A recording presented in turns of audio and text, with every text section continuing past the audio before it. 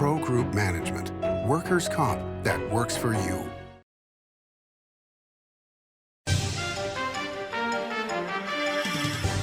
Welcome to Nevada Newsmakers, coming to you from the Ahern Hotel in Las Vegas.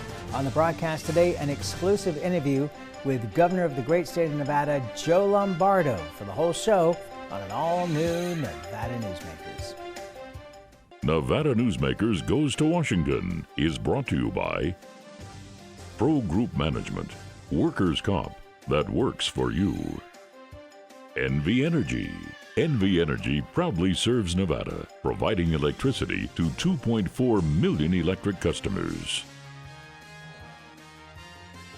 And University Medical Center of Southern Nevada, offering the highest level of care in Nevada. I'm Mike Swanson, and welcome to the Winnemucca Big R. Hi, I'm John Walker. Welcome to Big R Lovelock. Hi, I'm Rich Martin. Welcome to Fallon Big R. My name is Braden. Welcome to Big R Fernley. Hi, I'm Kelly. Welcome to Big R Sparks.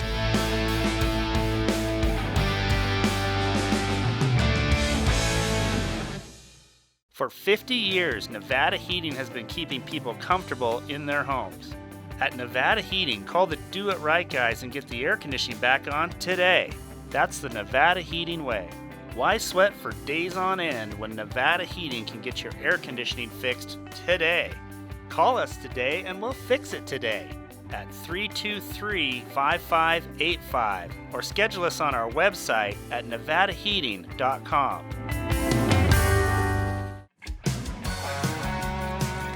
Fantastic cocktails and delicious food.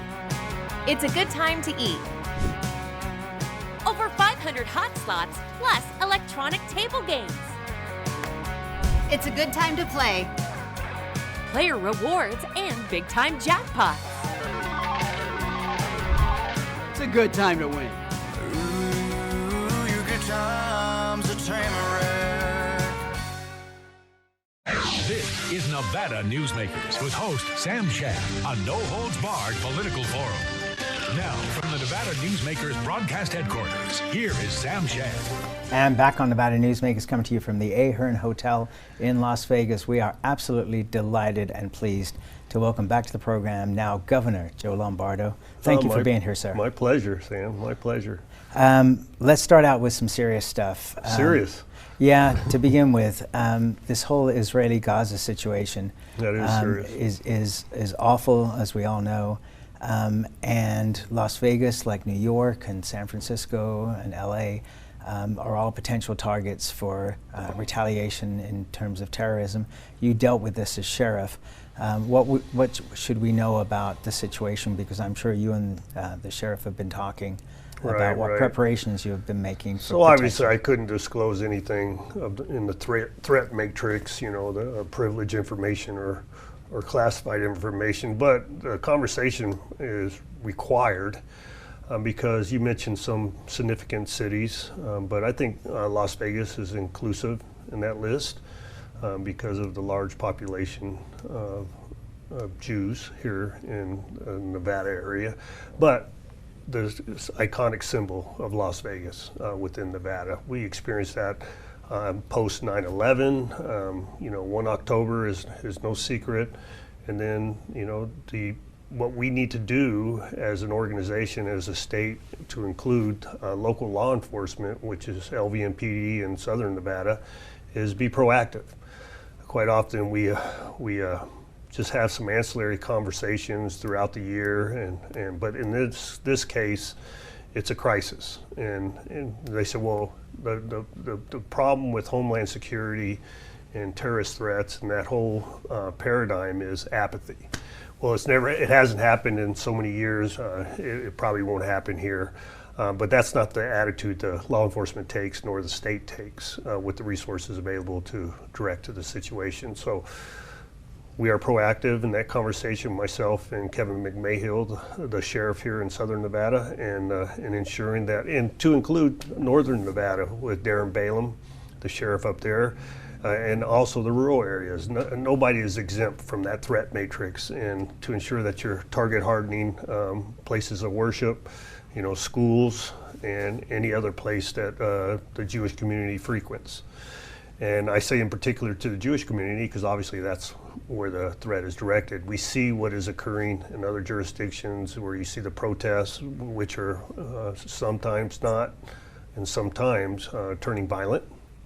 And we have to ensure that doesn't take place. I think that where other jurisdictions have failed is they're not proactive. They're just waiting to see what occurs. And I know over the years, the communication between all the different federal and local agencies has increased tremendously, so there is a constant conversation going on. Right, and there is a constant conversation, and the FBI houses the terrorism task forces per se because it's under FBI auspice. Anything that's terrorism related falls under the FBI jurisdiction, and so there's constant conversations. And as a result of 9/11 and other incidents around the world, the fusion centers / fusion process has been stood up since then. And what that does is increase communications. So the communication isn't siloed in one particular federal office or local office, and they're all sharing the threats or communication, possible threats or communications, and ensure that we're putting mechanisms in place to target hard. Let's talk about another threat that occurred recently, which was the cyber attacks on MGM and Caesars. Your thoughts on that and what the potential effect could be on an attack on state government as well? Yeah, that's always the concern, right? And they have robust systems obviously in place to hopefully deter this type of incidents, but it always usually comes down to the lowest denominator, right? You have an employee who has access to that information. A ruse is put upon that employee, and the employee falls for it and provides critical information to the suspect or the criminal or the crook, whatever you want to call them, and then subsequently the entire corporation is held hostage. And the same thing could happen to the state. So we're having those conversations in constants. You do all the software firewalls per se in those situations, but it still comes down to the lowest denominator, a singular employee who has access to the information, who doesn't do the checks and balances that are required of that position, and the corporation suffers. So there was two different response. You had Caesars that was involved in one particular threat, and then you had MGM in another threat, and there was two different, responses to that. Is one better than the other? I don't have an opinion on that. That's a corporate decision, but we have to ensure that every employee in the organization, you have third-party authentication. You have the steps and checklists that you need to go through and abide by and ensure that they're doing that. I think the secret shopper piece is probably the easiest way to ensure that it's happening. Okay, so where somebody actually does try to break into the system. Yeah. Did you, when you were at Metro? I guess they call them red teams. Right. Yeah, red teams. But secret shopper is a great line as well. Did you employ this kind of technique when you were sheriff? Yeah, absolutely. Absolutely, we did that. And that's all part of the requirements under the federal guidelines of CFR when you stand up a fusion center. What's CFR? That's the Code of Federal Regulations, and they manage anything that has a federal nexus to it. It's just like a policy manual with the local police department, and they manage every aspect of operations under the federal auspice, especially if you're receiving federal monies. So the fusion centers are supported by the feds and local law enforcement, and subsequently they go through these exercises on a routine basis. All right. And that's requirement as part of the funding. No, and that's great news to hear. Yeah. Let's take a break. We'll come back and we'll talk about potentially happier topics after this timeout. The Nevada Builders Alliance has been protecting the interests of the construction industry for over 50 years. Our programs save members thousands of dollars every year and allow them to provide much-needed benefits to their employees. Our industry also allows Nevada to grow. If you're thinking about a career in the construction industry, reach out. And if you haven't thought of a career in construction, what are you waiting for? We are the Nevada Builders Alliance. What do you count on? you count on your power every day. At NV Energy, we've always powered what's important to you, but we're not looking at the past. We're focused on the future. While our standards are high, our rates will remain low. And our commitment to renewables isn't just meeting standards, but leading the way. Because you can count on more than just your power. You can count on the company who brings it to you. That's our promise. You can count on it. Early in the morning or throughout the night, professional truck drivers are on the job, serving you, safely moving freight that's crucial to our economy. From the oldest industries to our newest innovators, from the exotic to the everyday, trucks are everywhere, moving everything. Never afraid to embrace a future that makes Nevada and our nation stronger. Trucking moves America forward. This is Nevada Newsmakers. And back on Nevada Newsmakers, we continue our conversation with the governor of the great state of Nevada, Joe Lombardo. Did you ever get tired of hearing that? No, not yet. The Governor Lombardo or the great state of Nevada? Well, I'm thinking Governor Lombardo, but either way, I it's like fine. both of them. Yeah, no, me too. You said during the campaign that you wanted to be known as the education governor, but in a way, you're becoming the economic development governor because things are just on fire in a good way across the state, whether it's here in Las Vegas with the booming economy, and now you're seeing more economic development going on. Across northern Nevada, you've got the track deal up at Tahoe Reno Industrial Center, 2,200 acres, apparently for data storage companies to come in. You've got Thacker Pass and the lithium. You've got the new center that's being set up from the federal government with funding for the lithium loop. What are your thoughts on where we are with economic development? Well, let's go back to education. I think I think they're synonymous, right? I think education in itself supports economic development. And what I mean by that, every time a company comes into your space, you have to have employees that support the company. And very few times, they will bring the employees from whatever jurisdiction they're coming from. You know, a lot of employees sometimes don't want to leave where they live. It's hard to uproot their families and move with the occupation they currently occupy.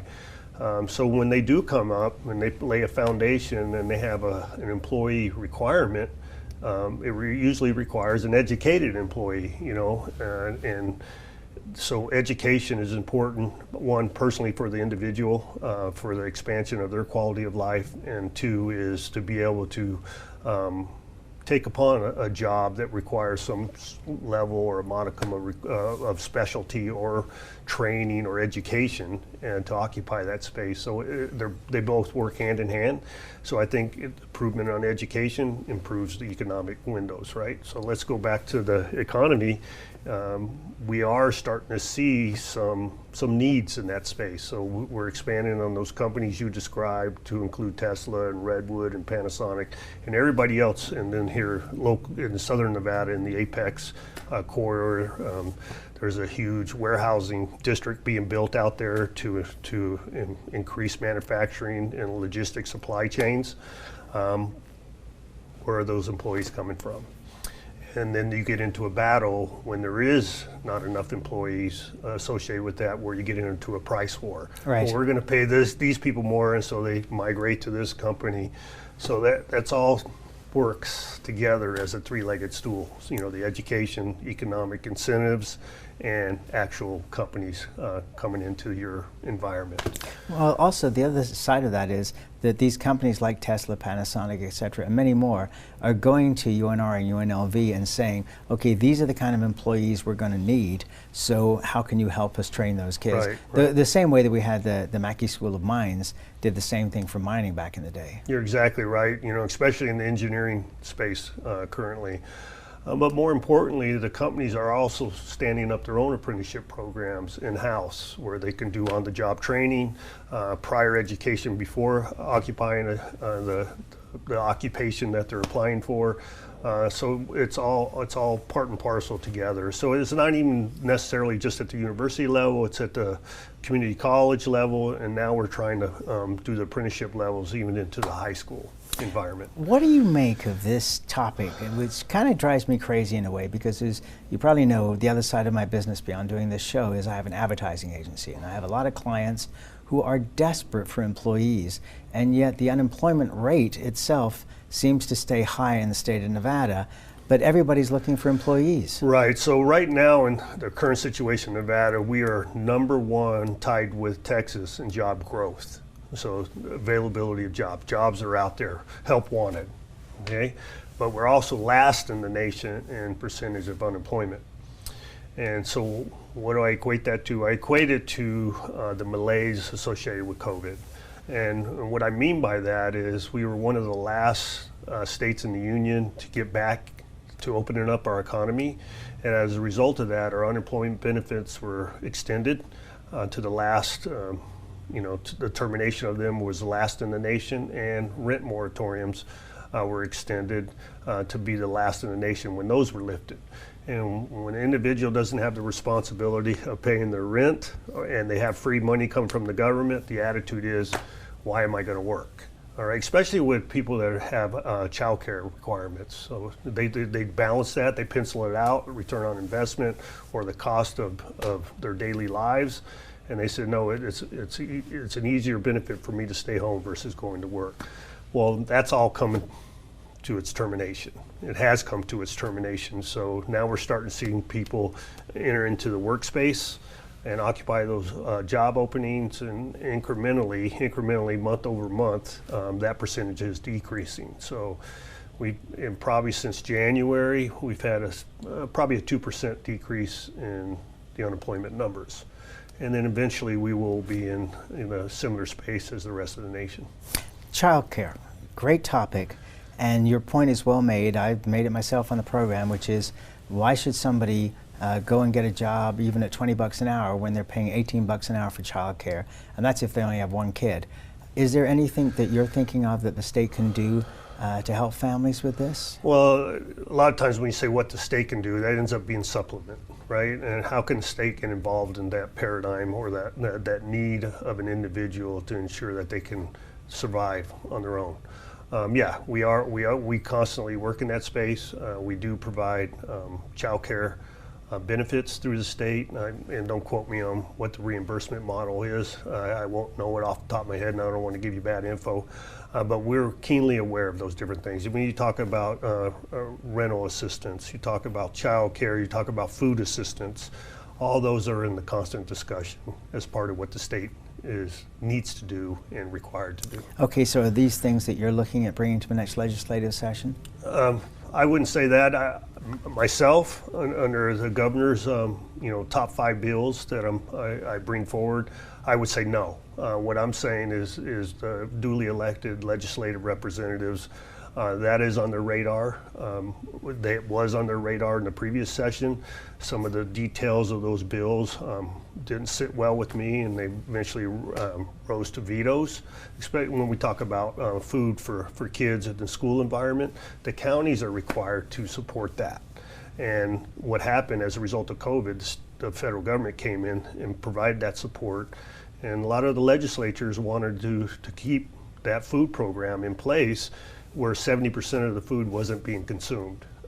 So we defaulted back to the county be required to support that in Title I schools. And so that's a constant evaluation, and I'm sure those bills will resurface with modified language, and language hopefully I can support. In the last session, you vetoed 75 times. Yeah. And that is a very well-known number. Do you have concerns that if you end up with Democratic supermajorities in both houses, that those vetoes are going to be reversed? Yeah, absolutely. That's a huge concern. And it's so much a concern that I've been proactive in identifying candidates and supporting current candidates on the Republican side of the aisle, because the supermajority has to, be prevented on whatever partisan side of the aisle you're looking at. And so we're proactive as a campaign, and as me personally as the governor, in identifying candidates, supporting candidates, and helping them be successful in an election time. Single party rule it doesn't work, right? Well, everybody knows that. You'll even have people on the other side of the aisle, the Democrats that are opposing me, say it doesn't work. So we need to prevent that for the people of the state of Nevada, not for me personally. There's the last thing I want to do is be non-relevant through a legislative session, meaning if I don't agree with some legislation, I can simply veto it, and then it'll be put back to a vote of the legislature, and they'll just reaffirm the vote, right? Their support of it. So, and let's back up a little bit, Sam. You know, you talked about the 75 vetoes, and you know there's 40. So I can't remember the exact number, but it's 40 plus could be in a precarious position with the new legislature if there's a supermajority. But we should have never been in that place in the first place. And in my opinion, a veto is bad government. Bad government, bad legislation, bad language is presented to me to where I have to make an evaluation whether it's good legislation or not. And a veto means I think it was poor legislation. And for that number to reach my desk is unacceptable. And I believe personally that it's more of a testing of me as a Republican governor versus a Democratic majority. All right, let's take another break, and we'll come right back with Governor Joe Lombardo on Nevada Newsmakers after this timeout. Pro Group Management is the place where companies can find workers' comp solutions that are designed to meet their specific business requirements. As regulations evolve, Pro Group takes a proactive approach to clear the path to make sure your business stays ahead of the curve. Knowing your workers' comp program is optimized, you can focus on other important matters related to your growing business. Pro Group Management, workers' comp that works for you. Like a traditional handmade basket, retail is woven into the fabric of life in Nevada. From big box to mom and pop, retail supports our communities in countless ways. Jobs for the disabled, team uniforms for kids, help for the elderly, and so much more. Retail employs over 1 in 10 workers. Retail supports Nevada, and we support retail. RANNV.org. As you know, Reno is booming. Toll's development company is helping it grow with insightful design and development, building community with every project, adding beauty, adding excitement, emphasizing our shared humanity. Reno is becoming bigger. Toll's development is helping it become better, more livable, more enjoyable. To learn more, go to tollsdevelopment.com. tollsdevelopment.com. This is Nevada Newsmakers. And back on Nevada Newsmakers, we continue our conversation with the governor of the great state of Nevada, Joe Lombardo. So I want to ask you about what's going on with the Republican Party and primary versus caucus. Is this not just going to cause incredible confusion between the Republican voters? Yeah, I believe it will, and I think it'll disenfranchise a number of voters that are interested in voting for a presidential candidate. And for us to put upon them the understanding of the process is unacceptable. And I don't understand the need for it. I think we all can surmise the need, the reason why it was brought forward. But I think it's detrimental to the candidates and their inability to be part of both the processes. So if you decide to be in the primary process, you can't participate in the caucus. If you're in the caucus, you can't participate in the primary. I think that's unacceptable for the voters and the understanding of how things should be done. And this is not going to help you down the road. No, it won't do. I think it just continues in the disarray or the chaos that is occurring within the Republican Party currently. If you take it to the federal level, what is occurring in Congress now, the inability to pick a speaker. And then, that comes, people start to get attitudes reference that and beliefs reference that. They say, well, they can't manage themselves. Why would I support them when they run as part of that party? So it's unfortunate. I've had numerous conversations both with the state party and other individuals involved, and it's falling on deaf ears. Ranked choice voting. What do you think about that? Don't support it. Don't support it. It's another, I think it's another type of idea that addresses, what is it designed to address? The independent voter, right?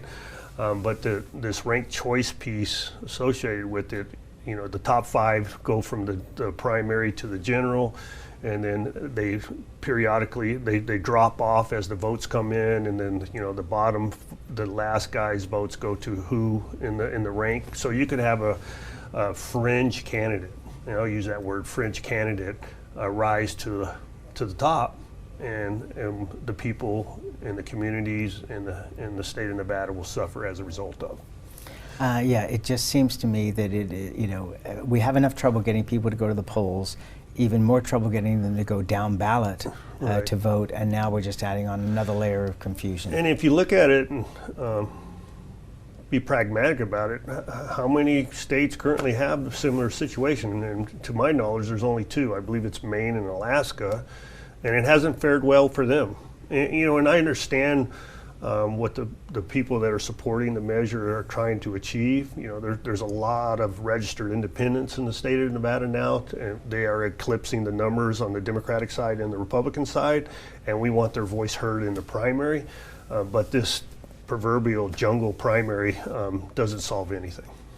I thank you so much for doing this. I really appreciate it. It's great to have a governor back on our show, and I look forward to having you back on many times during your first term, and we'll see if it's a potential second term. Yeah, absolutely. Thank you, Governor. Sam. Thank you.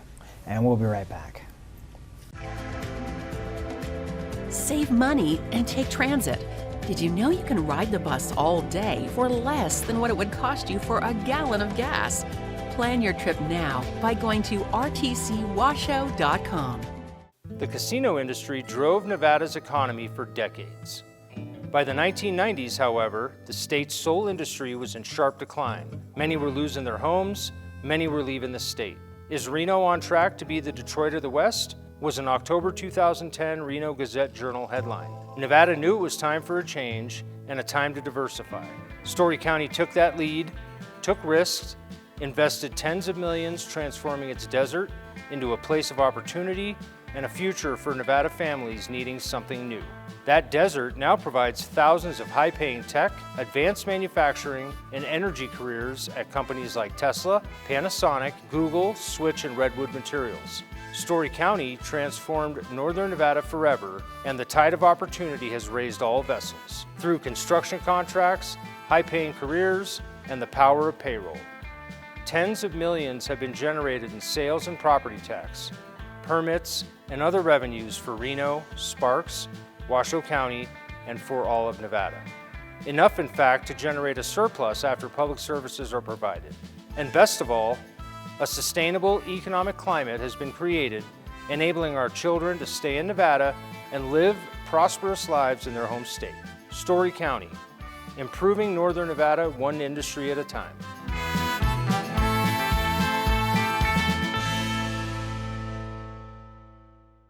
$200,000 Cars and Cash giveaways at Carson Valley Inn. Cash and prize drawings Thursdays and Saturdays. Plus, win a 2023 Ford F-150 or we'll pay you cash instead. Don't miss your chance to play and win. Cars and Cash at the Carson Valley Inn. Thanks for watching Nevada Newsmakers, and thanks to everyone at the Ahern Hotel in Las Vegas for their help, including Don, Shane, Crystal, and George. We'll see you.